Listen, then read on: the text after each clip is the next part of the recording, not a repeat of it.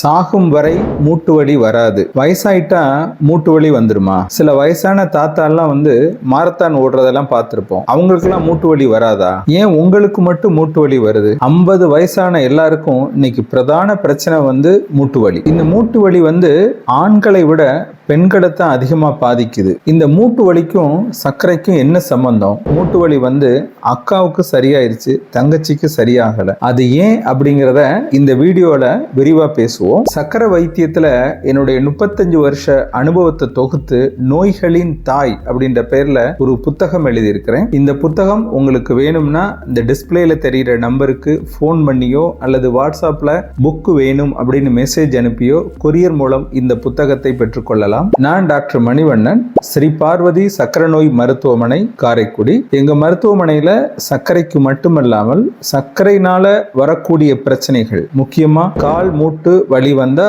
அதுக்கு எலும்பு டாக்டர், சர்க்கரைனால வரக்கூடிய பல் பிரச்சனையை சரி செய்ய பல் மருத்துவர், சர்க்கரையினால் வரக்கூடிய கண் பிரச்சனையை சரி செய்ய கண் மருத்துவர், சர்க்கரையினால் வரக்கூடிய பாத புண் இருக்குல்ல அதற்கு தனி மருத்துவர். இந்த மாதிரி ஒரு குழுவே எங்க மருத்துவமனையில சர்க்கரையினால வரக்கூடிய பிரச்சனைகளை சரி செய்ய கடந்த 35 வருஷமா செயல்பட்டு கொண்டிருக்கிறது. சர்க்கரையினால் வரக்கூடிய மூட்டு வலி அதற்கு காரணம் வேற, சர்க்கரை இல்லாதவங்களுக்கு வர்ற மூட்டு வலி அதற்கான காரணம் வேற.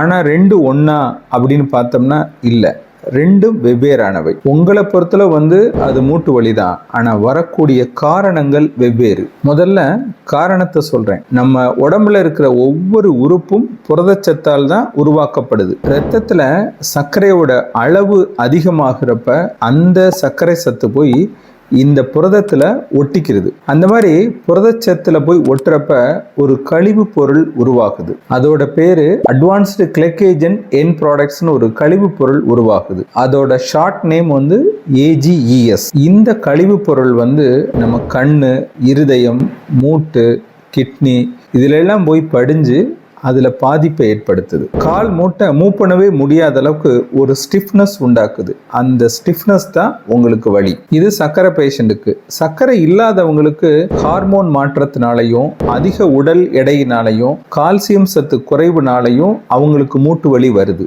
ஒரு ஆய்வு என்ன சொல்லுதுன்னா, மூட்டு வலி வந்தவங்கள 49% பேர் சர்க்கரை நோயாளிகள். சர்க்கரை இல்லாதவங்கள்ட்ட அது 26% தான். இப்ப தெரியுதா சர்க்கரை நோய்க்கும் மூட்டு வலிக்கும் என்ன சம்பந்தம் அப்படின்னு? என்கிட்ட நிறைய சுகர் பேஷண்ட் வர்றப்ப என்னால நடக்க முடியல, குனிய முடியல, வேகமா போக முடியல, மூட்டு வலி இருந்துகிட்டே இருக்கு அப்படி நிறைய பேஷண்ட் சொல்லுவாங்க. நிறைய சுகர் பேஷண்ட்ல ஒரு அக்காவுக்கும் தங்கச்சிக்கும் இந்த மாதிரி மூட்டு வலி வந்துச்சு. தனித்தனியா அவங்க ரெகுலரா சர்க்கரைக்கு பாக்குறாங்க. அவங்க அக்காவுக்கான மூட்டு வலி சரியாயிடுச்சு, தங்கச்சிக்கான மூட்டு வலி சரியாகவே இல்லை. ஒவ்வொரு முறையும் அந்த தங்கச்சி பேஷண்ட் என்கிட்ட வர்றப்ப அக்காவுக்கு சரியாயிடுச்சு, எனக்கு இன்னும் சரியாகலை அப்படின்னு சொல்லிக்கிட்டே இருப்பாங்க. ஏன் அவங்களுக்கு சரியாச்சு இவங்களுக்கு சரியாகல அப்படின்னா, மூட்டு வலியில 2 வகை இருக்கு. ஒன்னு அக்யூட், இன்னொன்னு கிரானிக். அக்யூட் அப்படிங்கிறது இப்ப வந்த மூட்டு வலி. ஒரு 10 நாள் 15 நாளைக்குள்ள அவங்களுக்கு மூட்டு வலி வரும். கால் மூட்டுல நல்ல வலி வந்துடும், காய்ச்சல் வந்துடும், குளிர் வந்துடும், நடக்க கூட முடியாது, பயங்கர சிவியர் பெயின் இருக்கும். அதுக்கு காரணம் என்னன்னா, அவங்களுக்கு சர்க்கரை கட்டுப்பாட்டுல இல்லாதனால கால் மூட்டுல சலம் வச்சிரும். அந்த மாதிரி சலம் வைக்கிற பேஷண்ட் சிவியர் பெயின் இருக்கும், காய்ச்சலோட இருப்பாங்க. ஆஸ்பத்திரிக்கு கொண்டுட்டு வந்தாங்க. வந்த உடனே அவங்களுக்கு சர்க்கரை பார்த்து சர்க்கரையை குறைச்சு அதுக்கு முன்னாடி கால் மூட்டுல ஒரு சின்ன ஆபரேஷன் பண்ணோம். பண்ணிட்டு அதுல உள்ள சலத்தை எல்லாம் வெளியில எடுத்துட்டு ஒரு 2 நாள்ல வீட்டுக்கு அனுப்பிச்சிட்டோம். 15-20 நாள் நல்ல ஓய்வுல இருந்தாங்க. அதுக்கு முன்னாடி அந்த சலத்தோட பாதிப்பு முழுசா நீங்கிருச்சு, அவங்களுக்கு கால் வலி சரியாயிருச்சு.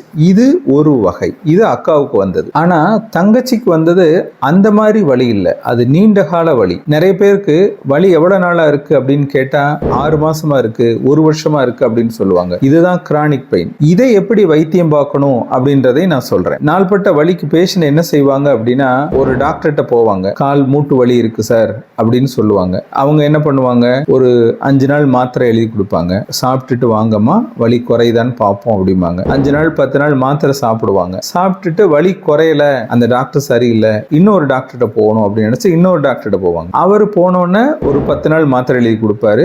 வலி குறையலன்னா வாங்க எக்ஸ்ரே எடுத்து பார்ப்போம் அப்படின்னு சொல்லுவாங்க. உடனே 10 நாள் சென்று அங்க வலி நிக்கலன்னா இன்னொரு டாக்டர்கிட்ட போவாங்க. அங்க போனோடனே அவங்க ஒரு எக்ஸ்ரே எடுத்து பார்த்துட்டு மூட்டு தேய்மானம் இருக்கு அப்படின்னு சொல்லுவாங்க. சொல்லிட்டு ஒரு 15 நாள் மாத்திரை சாப்பிட்டு வாங்கன்னு சொல்லிட்டு 15 நாள் மாத்திரை எழுதி கொடுப்பாங்க. 15 நாள் சென்று வலி நிக்கலன்னா அடுத்த டாக்டர்கிட்ட போவாங்க.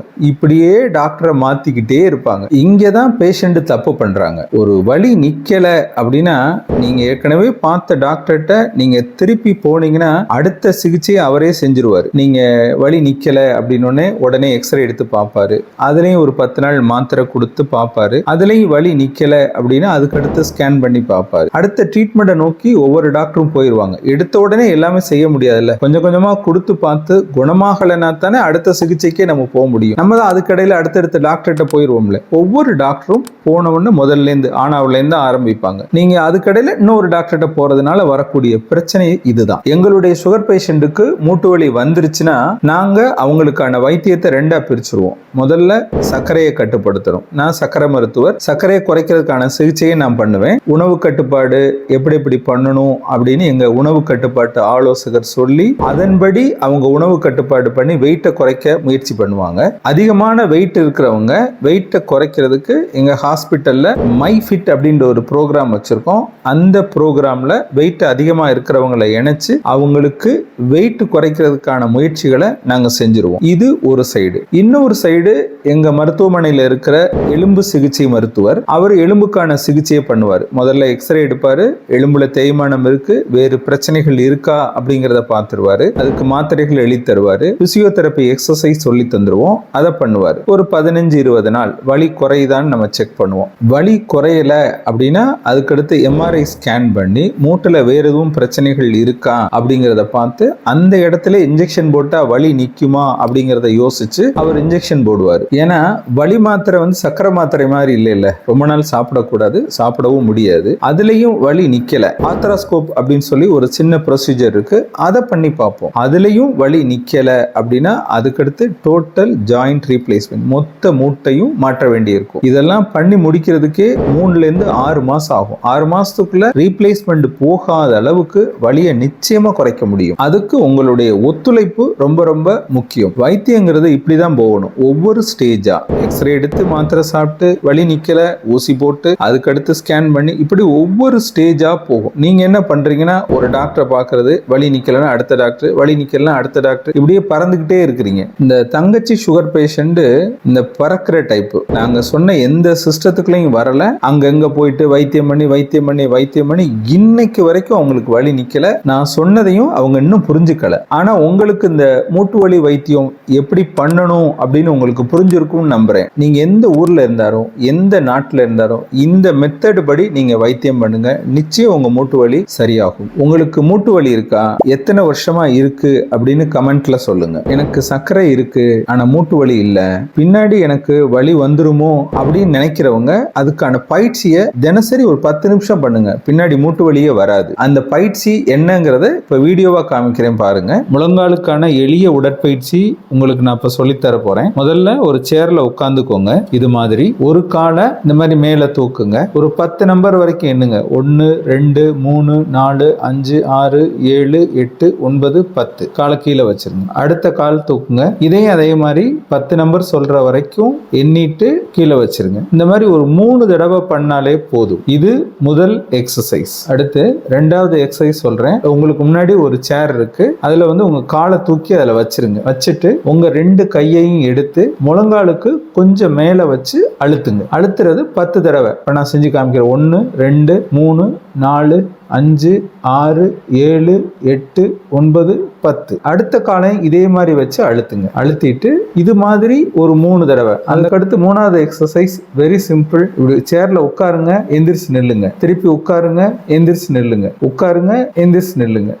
இந்த மாதிரி 10 தடவை பண்ணா போதும். இந்த எக்ஸசைஸ் நீங்க செய்யறதுக்கு உங்களுக்கான நேரம் அதிகபட்சம் 5 அல்லது 10 நிமிஷம் போதும். தினசரி பண்ணுங்க, வாழ்நாள் முழுவதும் பண்ணுங்க. இந்த பயிற்சியை தொடர்ச்சியா ஒரு 10 நிமிஷம் நீங்க பண்ணிக்கிட்டே வந்தாலே உங்க ஜாயிண்ட் வந்து மூமெண்ட்லயே இருக்கும். அப்படி பண்ணுனா பின்னாடி மூட்டு வலியே வராது. இந்த வீடியோவோட ஃபர்ஸ்ட் கமெண்ட்ல சர்க்கரைக்கு டயட் வேண்டாம் அப்படிங்கிற ஒரு வீடியோ இருக்கு. சர்க்கரை நோயாளிகள் பார்க்க வேண்டிய மிக முக்கியமான வீடியோ அது. அக்கறை காட்டினால் சர்க்கரை குறையும்.